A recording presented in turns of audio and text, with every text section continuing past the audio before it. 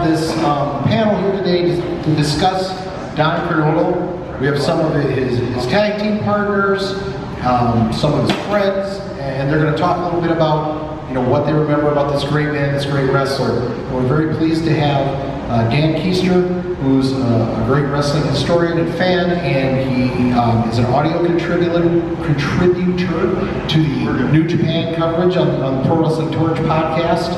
So we have Sergeant Slaughter, we have Wally Kernodle, aka Rocky Kernodle, aka Keith Olsen, we have Dan, we have Cowboy Bob Orton, Jerry Brisco is on his way, and then we have Go ahead, Ron.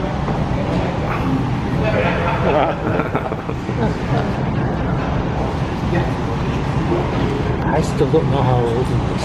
But he's been around for years, probably. We also have Rock Riddle here, Jerry Brisco, and Thunderbolt Patterson. So I'm going to give the microphone to Dan, going to grab some waters for these fine folks, and we'll get started. Well, thank you, Chad. I'm going to try to get out of the way here, but this is a real thrill for me to have the opportunity to talk about Don Kernodle with friends and family and tag team partners here. As most of you know, Don was an excellent wrestler at Elon College in North Carolina, and that's part of the reason he's obviously being honored in the Hall of Fame this evening because of his excellent amateur credentials. We have a number of individuals here that have tagged with Don, worked with Don, and done a number of different things with Don. Sergeant Slaughter, obviously, multiple-time World Tag Team Champion with Don Kernodle. Rocky and Don famously battled the Russians and been in wrestling and had many other opportunities to work with some great individuals. Bob Orton and Don won the NWA World Tag Team titles in 1984 in a tournament after Ricky Steamboat retired temporarily. And as I said, I'm going to try to stay out of the way here as much as I can because we have some excellent storytellers, and obviously Rock and Thunderbolt have worked with Don a lot over the years as well. I thought possibly, given the amateur credentials of Don, it might be good for someone to start out with mentioning how he got into wrestling, kind of proving those amateur credentials, and I'll turn that over to, I don't know if Rocky or if anybody wants to mention that. Good morning, everybody. I'll try to do this. I've had a rough few weeks.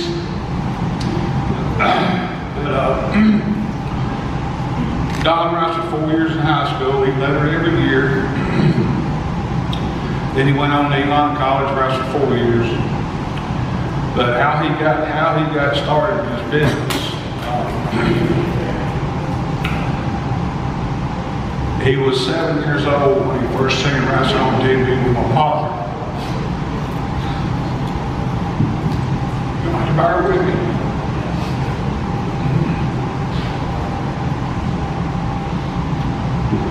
And that's what he told my father he wanted to be when he grew up. I'm sorry.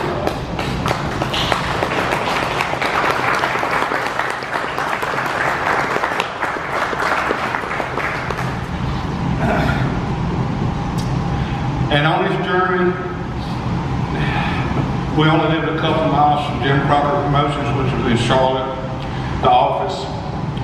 And he went down one Monday morning, and I forget who he talked to in the office, but he says, I want to be a professional wrestler. And he says, oh, good, okay. We'll get you a match on TV Wednesday night with Bob Rubens.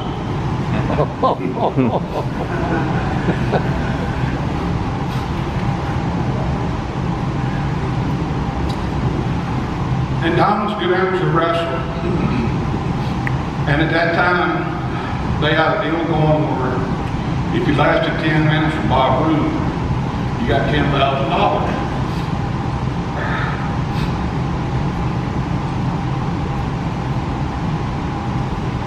So he showed up on TV, and he sat over by himself. And nobody really had anything to do with him or nothing. I think Jerry Brisco finally came over and said, talk to him. And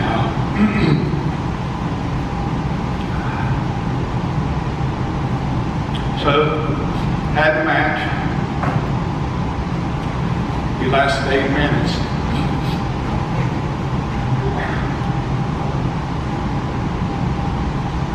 And OMG, they won the territory then, and they were world champions, tag team champions, and they liked what they saw.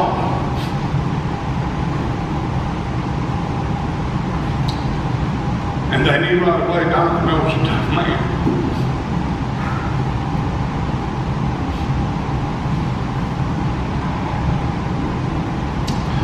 So, thank you, Sarge.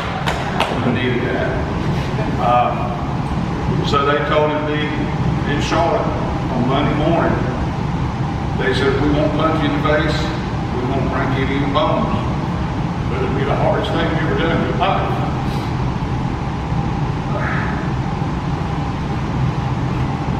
And that's how he got started in his business. I mean, they run him till he got sick, and then they put every amateur wrestler in there with him. And they got him where he just about blowed up, and old Jim would get in there with him, and he couldn't do nothing with him by then. But this goes to show you the country boy had a dream. I'm sorry.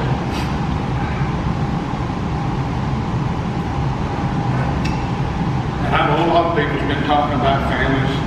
Get your kids involved in sports. Because dream big, because dreams do come true. And he always, he worked hard, and he always wanted to be, he was always good in every sport he played. And he wasn't satisfied. He wanted to be the best at everything that he did. So he had a dream of one day he wanted to be in the top in wrestling. World champion. That came true.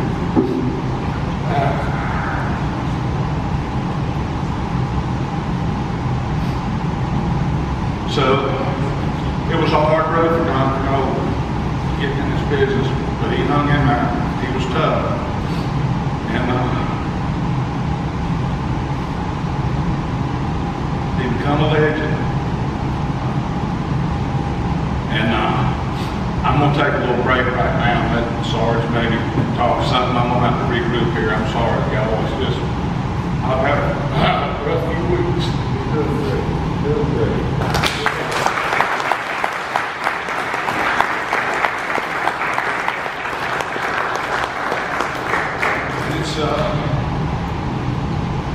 It's going to be a rough one. A lot of more weeks. But I'm tough. I'm going to get through it.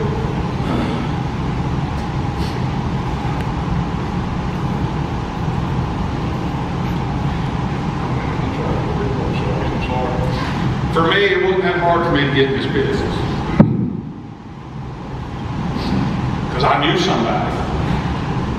I knew Dr.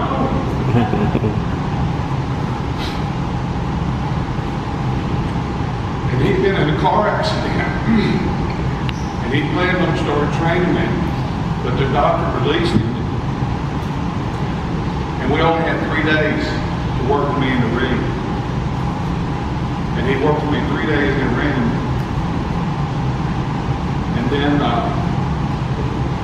we both started off to Knoxville, Tennessee is where I started. And he had left the Carolinas. The Profits had bought the Knoxville territory or whatever.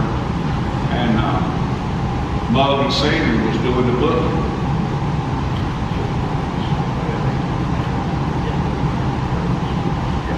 And they teamed Don and Steve Musler, or Steve Travis, as the Super Destroyers. And they were under the mask. So, of course, Don was a heel, I was a babyface. So, I got to work against them.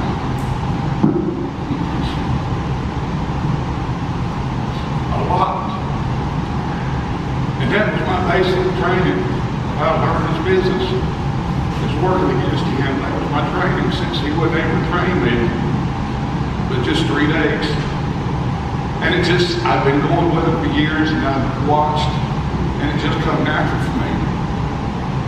And I'm very blessed to have a good trainer. And I'm, you know, not only him, but Jack Brisco is one of his mentors. I mean, that's one of the reasons why Don Kernodle wrestled in high school and college, because he seen Jack Brisco wrestle.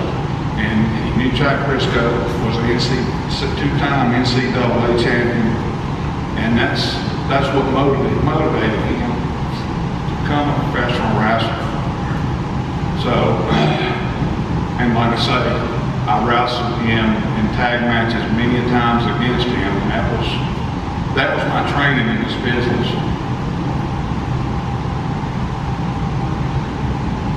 And I'm gonna let you have it, Sarge, and now if you want to, I can come back a little bit later, regroup. Thank y'all, and I'm sorry, but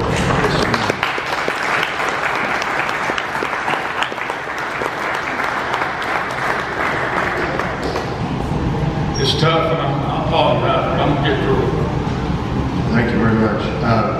I think everyone, by the reaction, realized obviously Bob Roop being an Olympic wrestler, just how impressive Don's feat was. When kind of Don and Sarge started teaming up. Okay, I'll jump back in a second. Right ahead. We met up with Bob Roop several years later in Charlotte, where they do the Legends. And Bob Roop come up to Don, he says, "Aren't you that kid I wrestled in Dorton Arena at TV that night, or Raleigh TV, or where was that? I can't remember. Maybe Raleigh TV." And Don says, "Yes."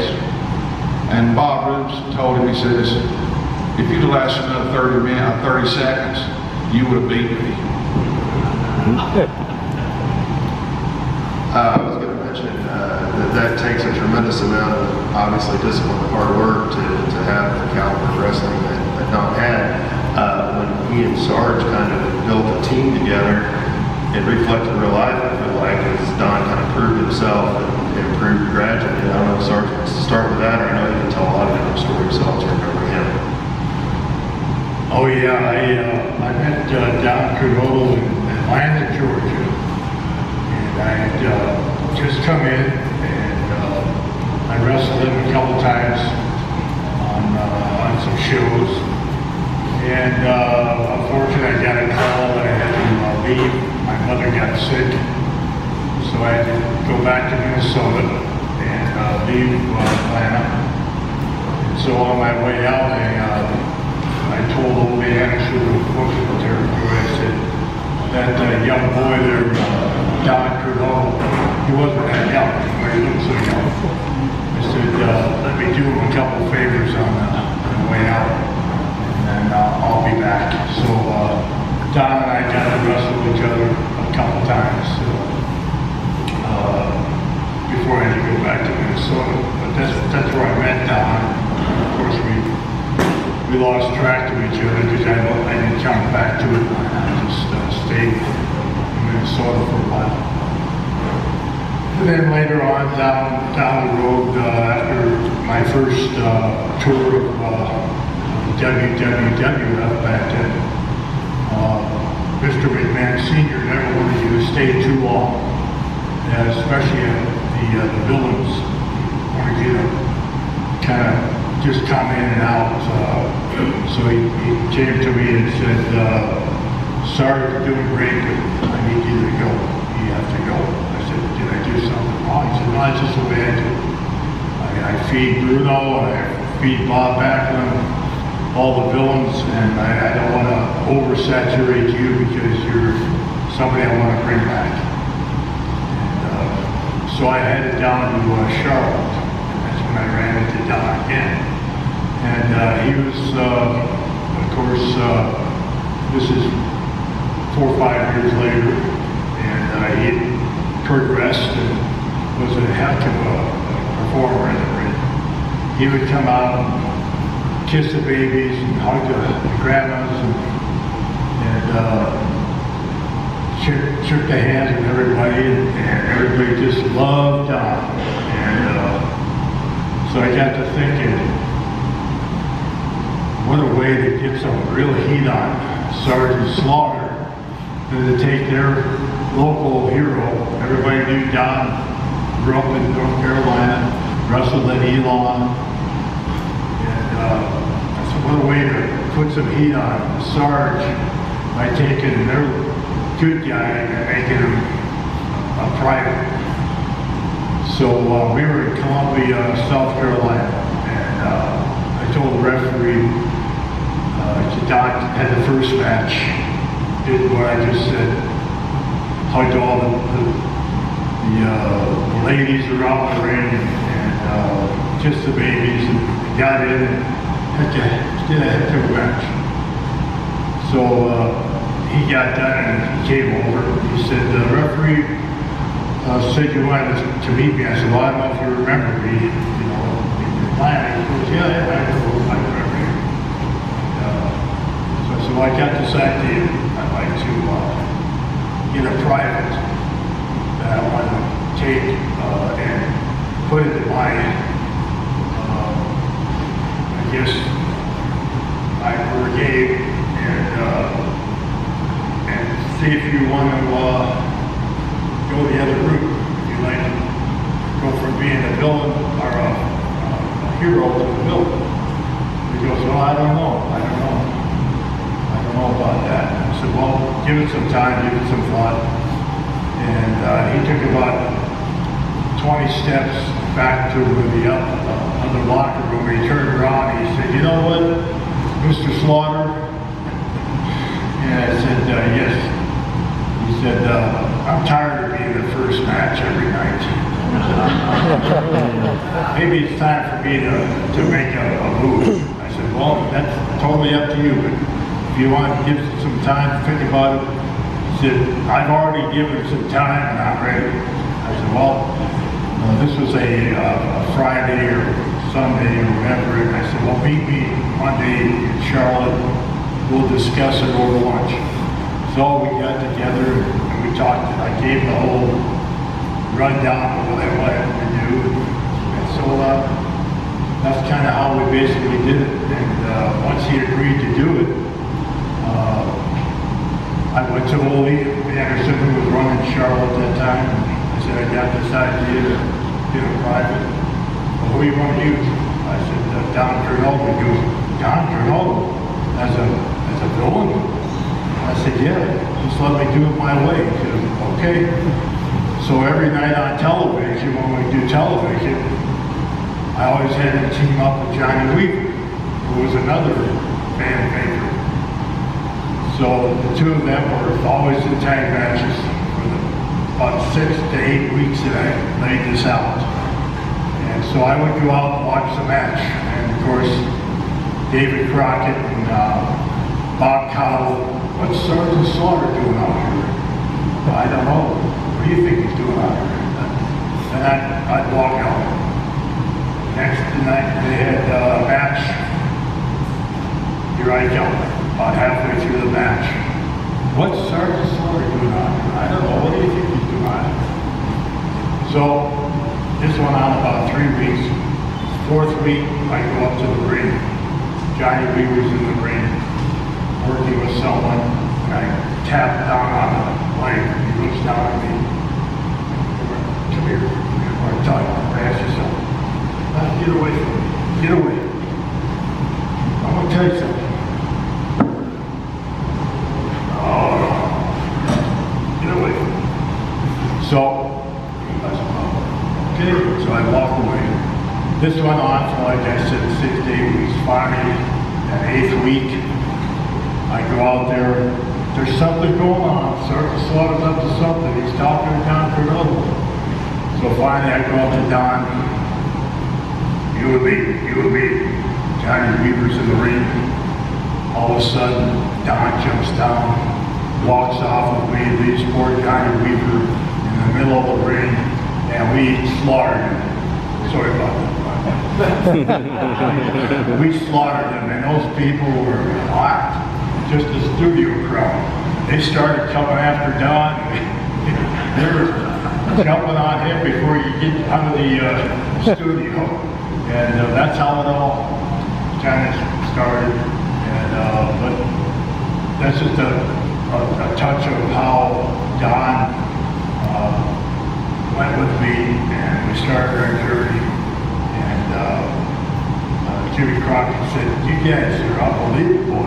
I'm going to send you to Japan, and I want you to bring back the World Heavyweight Championship titles." And I said, "Oh, who we wrestling?" He said, "Oh, Giant Baba and Antonio Inoki." If anybody knows about Japan, those are the two top heel or baby faces in the world in Japan. "Oh, you want us to go over there and beat them?" And win? "Yeah, that's what I want." So, lo and behold, here we come back. We got the titles. We never went to Japan. But, we had the world titles, so that's how we started everything going. Jimmy Crockett said, "Who do you want to, go up against?" And I said, "How about Steamboat Youngbuck?" "Well, okay." So off we went to the races. With some pretty intense matches, a lot of fun. What better could you have? My first run, basically, when I got there, was with Ricky Steamboat for the U.S. title. So now here I am with Ricky Steamboat and Jay Youngblood, with Don Kernodle as my partner. It was like a dream come true. But, I won't keep the microphone. We'll get back to the conclusion of how that all ended up going, but it was pretty successful. Memories you wish to share? My memories are maybe on a different level, because at least we're all going to be emotional, aren't we? Holy mackerel. I miss that. At least 3 of us up here have the same hometown, and Don Kernodle had that same hometown also. He was a friend.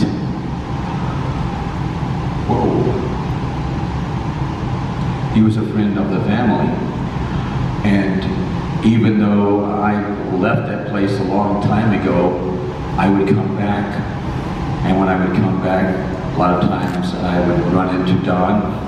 I would run into him obviously at Fan Fest and different events, and we would always talk, and we would talk about home, and we would talk about the business. And many times when I would talk with my mother on the phone, she would say, "Don Kernodle said to say hello to you. He sure is a nice boy. I run into him at the market, and I think it sure is nice that he asked about you. But he asks about you all the time, and I tell him you say hello."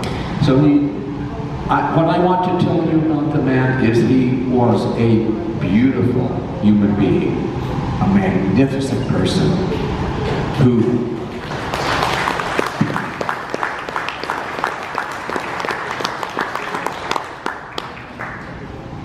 from everything I know truly cared for people. He was always there. Now, anyone not agree with that? Am I not accurate in this man had a lot of love in his heart, and he did a lot of good. And I don't want to keep the microphone. You've got some people who have a lot closer connection than I did, but I am so proud to call him a friend, and you a friend, and to know you, and I'm going to be visiting my mother, who is now 97 and is in Burlington, and I will be there. I'll leave tomorrow. I'm driving a road trip. I'll be there within 2 days. Guess who we will discuss again. And if you guys are going to be there, I'd love to buy you dinner or something. But I just want you to know that he was one of the most magnificent, loving, giving, caring people whom I have ever met. and I'm so proud to have known him. Thanks.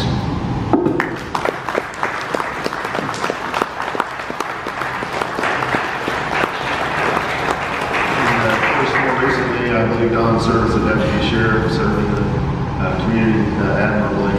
Jerry's joined us here on the end. I don't know if you'd like to also share a reflection. I just walked in and I heard Sergeant Slaughter being the biggest damn baby face I've ever heard. Let me tell you something, I was there, I witnessed the entire thing. Sergeant Slaughter was a heel, and was he ever a heel. That poor Don Kernodle, what he went through being a private to a sergeant, sergeant is something you see down here on Paris Island, and where Paris Island, not Paris, I found that out, not don't expect us to speak French unless you have to run into a French Legion guy. He don't want to do. But poor Don, I was there when Don started. I don't know, I'll probably rehashing the story, but I'm an eyewitness. Well, I know. So Don, we had this challenge now. Everybody knows Bob. United States Olympian. He had a challenge there in North Carolina. I know I'm being repetitive here, but I'll make it quick. He had a challenge, anybody can stay with him a certain amount of time. Get $4,000. I said, whatever the hell it was. It was a lot of money for that time. So of course, Don Russell's at Eli College, and Wally, I've become, through the years, of course, friends with Wally too. Wally said, the reason he went into amateur wrestling was because of Jack and myself both had wrestling, and he figured that was his road to become a professional wrestling. Anyway, he challenged Roop, and the Crockett's weren't as dumb as they seem sometimes, and only sure wasn't as dumb as we all think he is. And I know this will get back over, I love animals and all that stuff.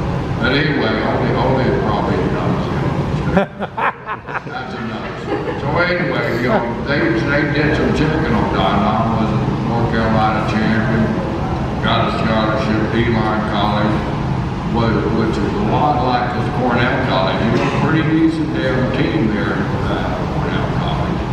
And Don was pretty fair competitor. He wanted to start the team. So he kept challenging Roop because he loved pro wrestling. He loved Jack Brisco, wanted to be like Jack Brisco. So finally, they ran out of competitors to challenge Roop, and so poor Don's name was picked. So he come into the TV studio, and I'm sure a lot of you guys have read stories and heard stories from us old timers, how sacred the dressing room is, and how unintrusive it is. You just don't allow people in there that don't belong in there. When somebody does come in that's from the outside, if they're escorted by the promoter or some powerful guy on top, like a sergeant father, then they're welcome into the dressing room, but nobody ever talks to them. They sit over in the corner, they shut their mouth and don't say anything. So I'm walking around, I'm basically young rookie too in Carolina when this happened, so got a couple years under my belt. So I see Don sitting over there, and I know he's an amateur wrestler, and I know I've heard what he thought of Brisco. So I go over and I introduce myself, and he puts a smile on his face, and Mr. Brisco, I said, I'm nervous as hell, what the hell? I said, Don, just don't stick your arms out, or your neck out, or your legs out before that guy can get on. You'll be tapping the beat all happy. He said, thank you. And I sit there and I talk to him a little bit, try to just calm him down. I said, just go out there and do what you do best. You're a wrestler. He's a wrestler. It's like rolling around with the heavyweight on your team. He said, well, I am the heavyweight. I said, well, like rolling around with a 123 pounder.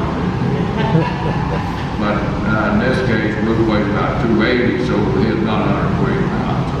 So anyway, they go out, they go, and it's getting near the time limit, and Don is holding his own. Roop's getting near fall, Roop's getting near submission, but Don always finds a way at North Carolina will, that Kernodle staying powder,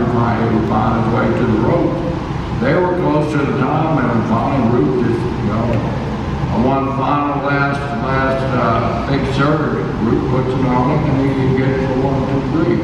But he stayed long enough to win some money. And the damn Jim Crocker Promotions was so damn cheap that they didn't want to pay him the money. They said, tell you what we'll do, you get out of college this year. As soon as you get out, you come down to the office or come to the office this week. We'll put you in the wrestling business. Well, hell, Don won. He didn't care about that $5 grand. He only wanted to do is get in the wrestling business. So that's because the Crockett's being so cheap, that's actually how Don Kernodle got it. I was there and I saw it. And so Don went down and those Anderson brothers tortured that poor guy. And those of you who read, you know, how difficult it was to get in the business. When you were a rookie like that and you're coming into somebody else's life, they look at you as a threat, as competition, and they don't take it easy on you. They beat the holy crap out of this guy for weeks and weeks and weeks. But Don Kernodle would not go away. He stayed there and he stayed there, and finally Gina known, and Gene was the smart one of the two, but finally recognized, you know, this guy, he's not an imposter. He's the real deal. We got to put him in the business. They talked to Crockett. He has a couple of matches, and then they go through all this stuff.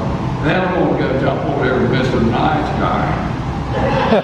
Drill Sergeant Slaughter. He got us all scared, you know, with the market order. Yes, sir, Mr. Sergeant. You're not supposed to call me sir. Yes, sir. That's how much Sergeant was respected, though. So he come up with Sergeant, you know, he's smarter than he looks. I'm like, I'll give him a little bit of credit, you know, just a little bit. He's pretty damn bright. Sometimes. So anyway, Sergeant comes up with this plan, and it's a pretty good plan. You know, let me have, like, I'm a drill sergeant, let me start my own squad. So he had picked Don and another young man, Jim Nelson, who was a tremendous young man also, and a big old boy. And Don was kind of the odd duckman in there, but Don was probably the hardest worker of the two also. I'm not saying Jim wasn't, because Jim worked hard.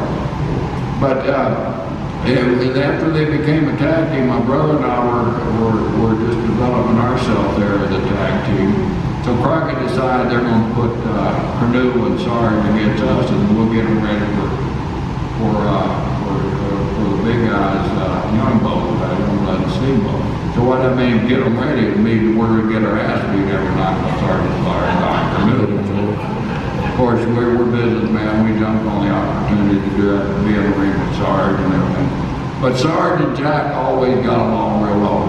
Sarge with Jack won the first one the belt. It could have been one of his very first trips. He went up north somewhere and decided won Sarge's first territory. And as a champion, the ONWA champion back in those days, I mean, they come in by themselves.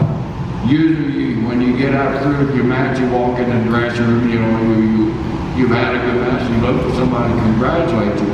Back in those days, everybody would leave. The champion would come in, and there'd be nobody in the damn dressing room.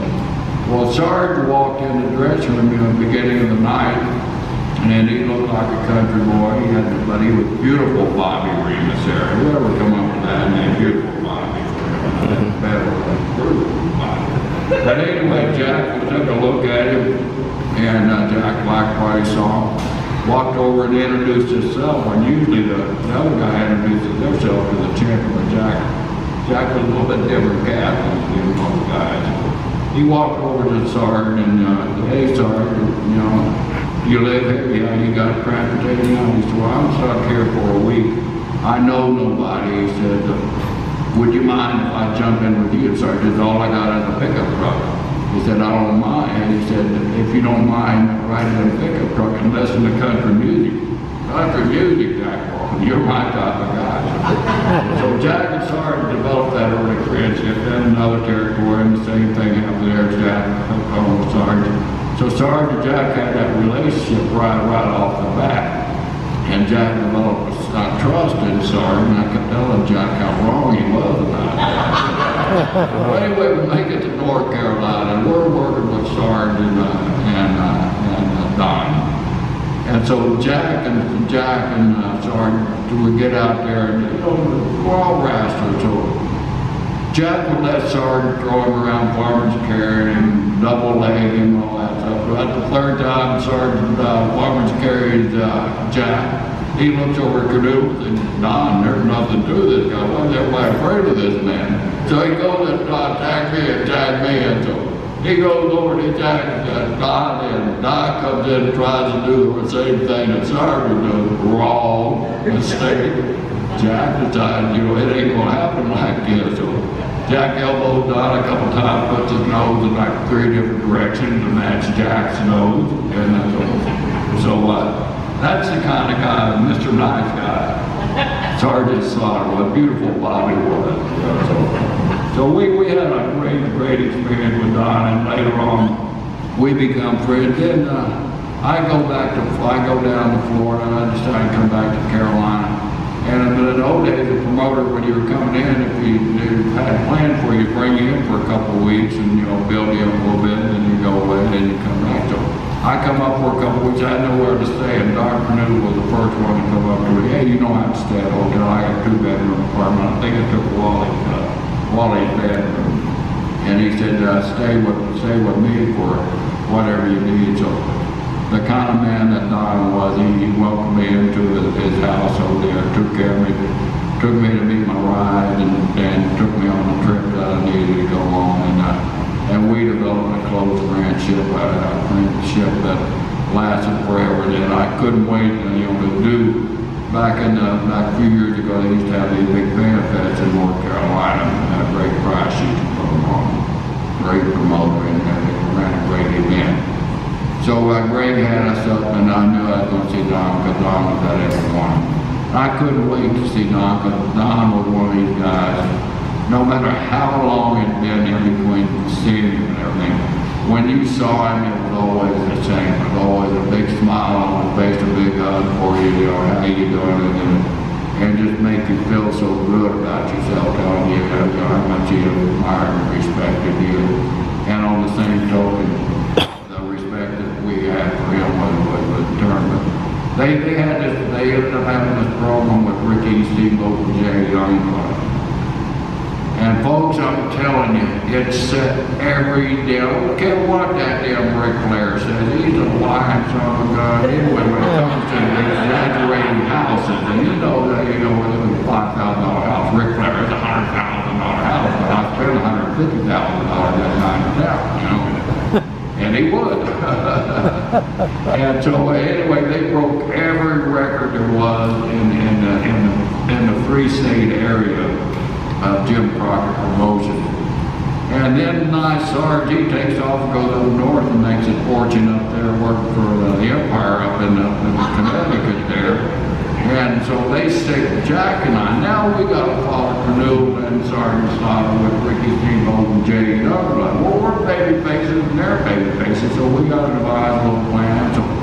But we tried as hard as we tried. We come close, and we did beat a couple of them, but we never could beat all the records that Sergeant Slaughter and Don Kernodle, who was the mainstay that set in the territory. And that just enhanced our friendship with both Sergeant and Don so much. When Sergeant gave me a call and told me the sad news, you know, and I was so fortunate, I was the one that got to call Don Kernodle.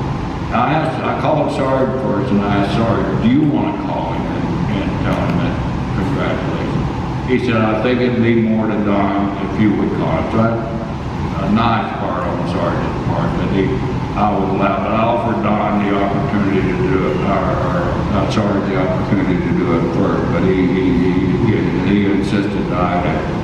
I called Don that night. Congratulations, brother, you finally made it after all these years. I'm so happy for you. And out of all the people in these 8-9 years that I've been doing this job that I've had the fortune of calling, I've never heard anybody so thrilled and so excited to go into this Hall of Fame as Don Kernodle. Because he knows the history. He knows Dan Gable's name. He knows what's in this museum. He knows the status and the prestige of being in here. And why it took me so damn long to do it, it must have been those damn hits over the head I took from Sergeant Slaughter. So join me and welcome me, Don Kernodle, to where he belongs and where he'll be immortalized forever and ever over that corner.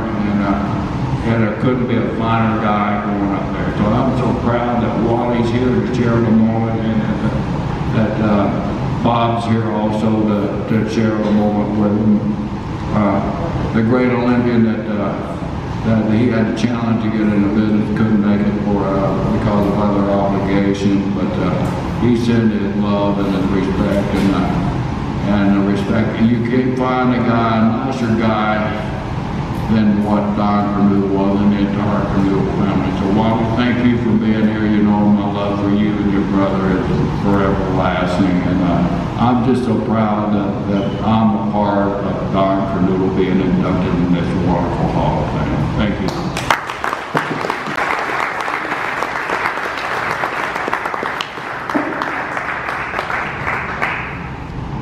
Jerry mentioned the first Starcade where they had an excellent match with Rick and Steve and Jay Youngblood. I don't think it's an exaggeration to say that the Starcade success led to the WrestleManias that we see today, and the idea for Starcade largely came from the Final Conflict, where Sarge and Don wrestled. Both in Toronto, I believe, and in Greensboro, Rick and Steve and Jay Youngblood in front of more than a sold-out house, traffic jam unlike Greensboro I've really seen in decades, I believe. I don't know if Sarge wants to reflect on that, or one of the great mysteries to me in wrestling is some of the, there were some stories left to come back to, and I know you came back and wrestled with Don and Megan T on one occasion, but if you wanted to tell any of those potential things that we missed out on because of some change in leadership in the Crockett organization, that would be interesting as well.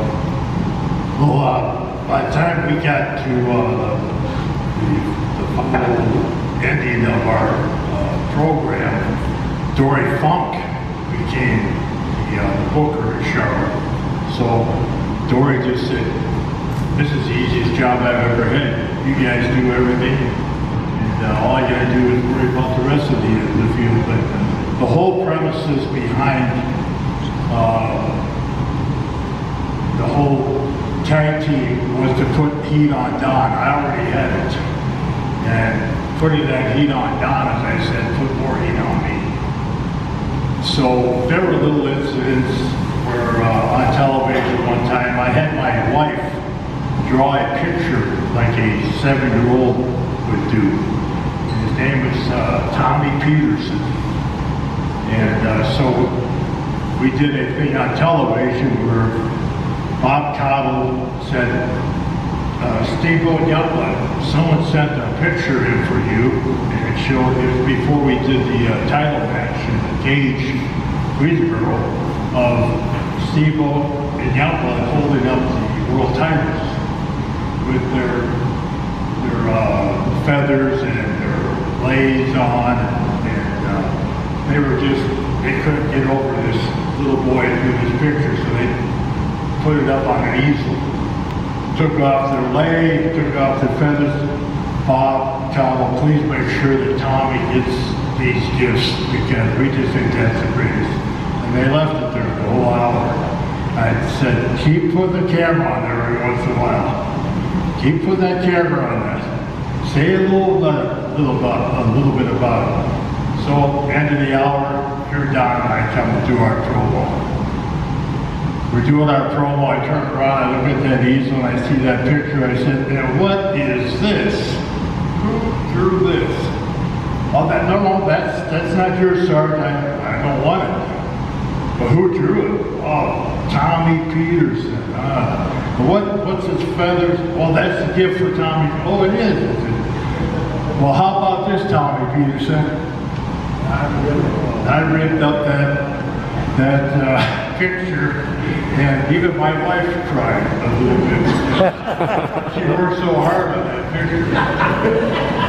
And then Don and I took turns destroying the feathers in the leg.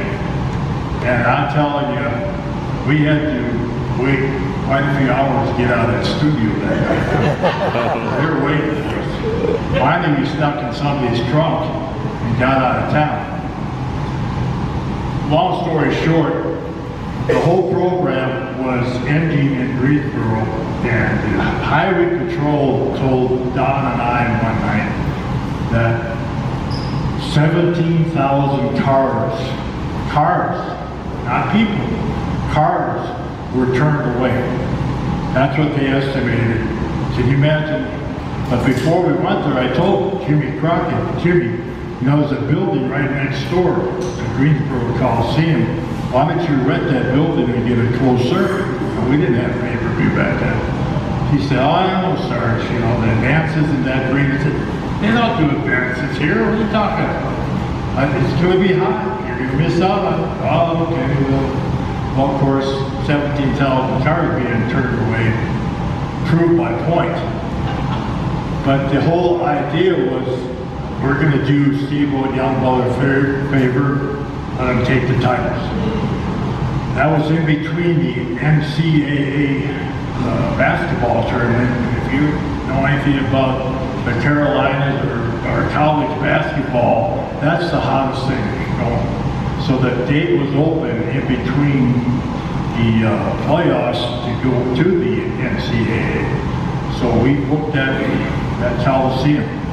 Now the whole premises was, we signed a contract. First time ever that I know it ever happened in professional wrestling, we had a contract signed with Steve Youngblood. And when they finally got done signing to the attorney, did they sign in that clause in there?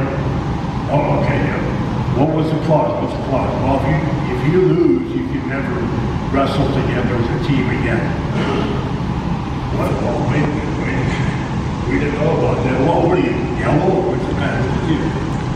So we forced their hand.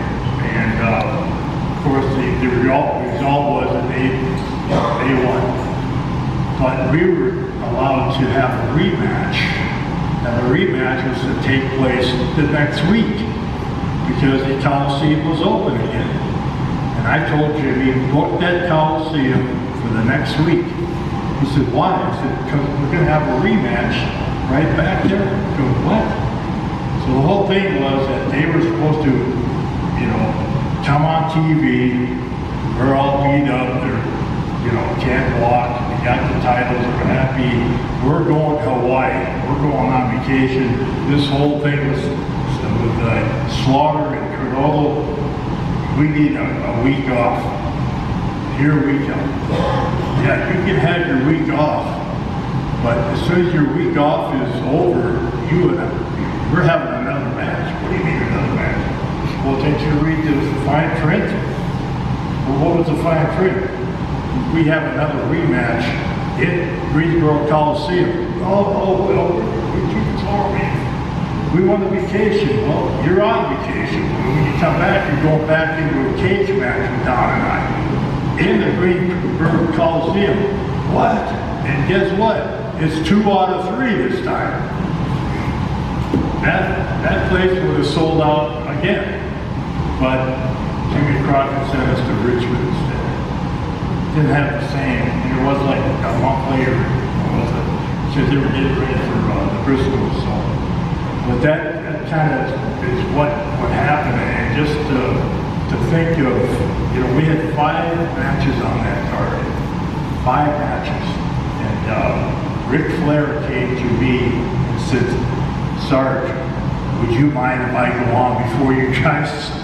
And I said, why? He said, I don't want to be able to follow. I'm not going to be able to follow. I'm not going to be able to follow. There was so much traffic. I had to stop at a 7-Eleven down below the Greensboro Coliseum, park my car, and run up to the arena because it was like 9 o'clock. I'm still not at the arena. The show started at 7:30. But anyway, that was probably one of a kind. Probably never happen again. God knows. And as you said, it started the Starcade type thing and went on. But there's a lot of fun memories with Don. I don't want to keep the other guys from talking, but Wally and I were talking about something this morning at breakfast. Don kind of semi-retired, and I was living up in Connecticut, so I'd fly him up when we do a bunch of indie shows. And he would put a mask on and call himself the Russian assassin.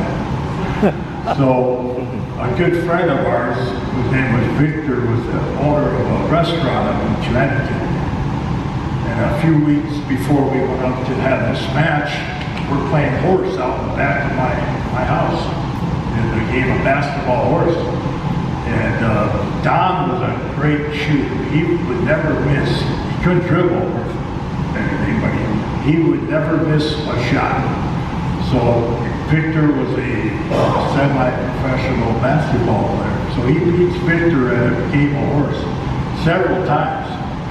So we get to this place, and I stop the car, and I mean, there's so many cars at this high school, we don't know if we can find a place to park. I said, Don, just jump out, go on inside, I'll park the car, and then I'll come in. We can't walk in together. So I parked the car, I started walking, here comes Don. Doesn't have his mask on. He says, Sergeant, let's get out of here. I said, what? He said, this is a dance recital. I just walked in with a mask on, and all the kids, and the mothers and the fathers are screaming. They thought I was robbing them or something. So we went to the wrong school. So we ended up getting to the right school. And it was a decent house, but as we're waiting for our match to happen, a friend of ours comes in. Hey, Victor's in the audience. What? Yeah, he's in the front row with her. So I look out, sure enough, there's Victor. I said, Don, we gotta have some fun with Victor. So we get this thing going. I said, I'll get out on the floor with you when I go to hit you with the clothesline. You duck and I'm going to hit Victor with the clothesline. So we do it. Don ducks, I hit Victor with the clothesline. I land up on top of him. And I get off and I put my fist in his third of it. And he's going, oh. And he was on his back looking at the ceiling. So we get back in the ring, and I'm laughing, and Don's not laughing much. I said, what's wrong with him? He ain't moving. I said, what? And the referee goes, damn, Sarge, I think you killed him. I didn't even touch him. Don't say anything, Brisco. I made it hard to touch him. So, next thing, here comes a paramedic. I said, what? I hope we didn't frighten him and he had a heart attack. So we continue our match, and I'm watching the whole thing and it's going on. I'm working with Don. Pretty soon the paramedics bring him up on his chair. He's still sitting in his chair. He comes up, he's got a neck brace on, and you just see the top of his ears. And I started to laugh. I couldn't stop laughing. So anyway, I kept hearing Victor say, it's not my neck. It's not my neck. He got frightened and he locked his jaw. He couldn't close his mouth. And so finally, one of the paramedics hit something and got his jaw back. The match is over. We were the last match. Don stays out there. He's walking around. He goes up to our friend Victor. I beat you basketball. Victor went, what? You American pig. I beat you basketball. Victor's little grandson goes, leave my grandfather alone, leave my grandfather alone. He starts hitting on and so finally people are yelling at Victor, sue him. And so lo and behold, everything gets done for Don. I beat you basketball, American pig. So he leaves. So he comes in, he's laughing, telling me what he did. So we get showered. We head over to Victor's restaurant. I walk in and he goes, Jesus, sorry. Were you trying to kill me out there? He said, my jaw, oh my God. Laughing about it. I said, well, did you enjoy it? Oh yeah, I had a great time. I said, I got a special friend. Came with me. What? Who? Don had walked in behind him at the restaurant. I said, look behind you. Turned around, Donnie! Oh my God, Donnie, how are you? How you doing? I'm doing great. Doing great. You American pig. And Victor went, American pig. I beat you basketball. You son of a... I mean, talk about having some fun, and especially with your best friend. I could go on and on. But Gerald had dwelled upon it a little earlier about how we would start. I'd always have Don start the match with Jack and Jerry, and they tell Don to come over and tag me, and just as he'd go to tag, I'd turn and I'd start yelling at somebody. And Jack would carry me to a spot where they hit the rope and off I'd go onto the floor. By the time I got back up, they took poor Don back to the ring for about 35 minutes. And I hadn't even gotten to the ring yet. And as Jerry said, finally they tagged me, Jack, fire and scary. Okay, fire and scary. I'm ready. No, you're fired to carry me. I said, what? Jack Brisco? Okay. I fired him. But anyway, he went through the whole thing. So after a couple of 4 or 5 spots, I'd get up and I'd dust my hands off and I'd look over at Don. I said, what's so damn tough about Jack Brisco? What's all this talk about Jack Brisco being so damn tough? And I go over to give him the tag, and Don goes, no, Sarge. No, please. Please don't. And so I hit him, he's got to go back in. Very tortured the poor guy. Anyway, I'll give the microphone back. Yeah, we're actually near the end of our time. This has been a pretty quick hour, but if I get the okay from Chad, we might allow for a question or two from the audience.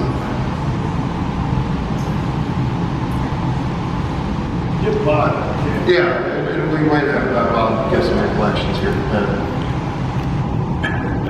I don't think there's anything left to say. But Don Kernodle and I were tag team partners in the Carolinas. I think it was '83, although I don't remember much anymore. But I do remember that Don was a great tag team partner. Whenever you wanted someone to be where they were going to be, Don was always there. And just a really, really nice guy. You couldn't get a nicer guy than Don Kernodle. And I think the world's going to miss him. Story, and that's why it led to the type of success that it did. That gave Mr. Crocker the idea to put things on closed circuit because they did leave that money on the table at the final conflict. So again, I'll just ask for any other reflections from Rocky or anyone on the panel, and we'll begin.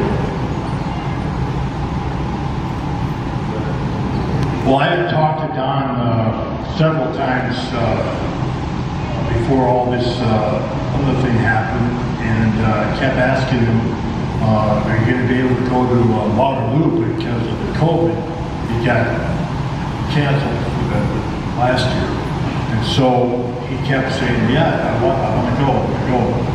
And as he got a little, his back went out, I believe it was, and he had a hard time getting around and walking, and I kept saying, do you think you'll be able to go? And he said, I sure want to go, sir. I really want to go. I said, well, I'll get a car, we'll get a van, or whatever we got to do, we'll drive. And he said, well, let me give it some thought. So I talked to him about 3 days before he passed, and he was looking forward to being here, and I know he's here. He's here with us. He's speaking to all of you through us, especially Wally. And it's been a hard road for Wally, being right there and witnessing see everything that happened and being a loving brother and sharing a home with him and being with him, and 2 minutes later he's gone. So you can kind of tell that Wally's going through some tough times.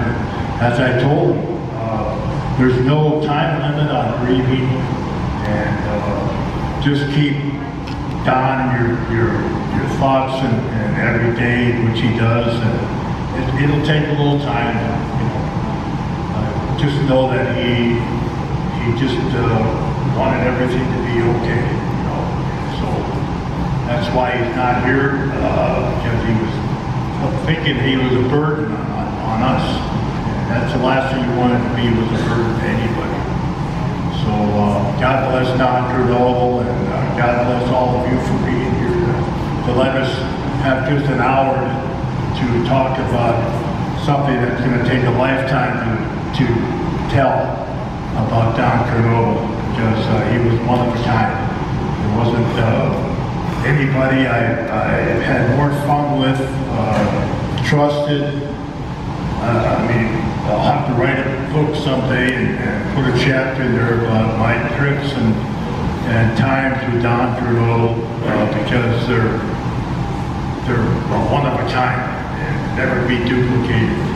And appreciate you all being here.